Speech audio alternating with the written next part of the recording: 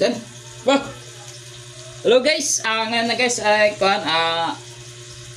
May 30. Graduation ng mga bata guys ngayon. So, ngayon guys pinaplansya ko yung ano nila. Pinaplansya ko yung uniform nila lang susuotin guys. So, ganito lang pala guys magplansya oh.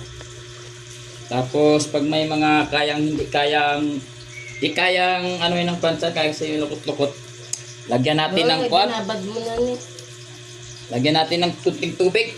Guys, ganito. Alcohol yan.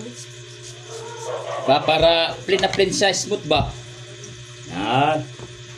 Woo! Ba guys?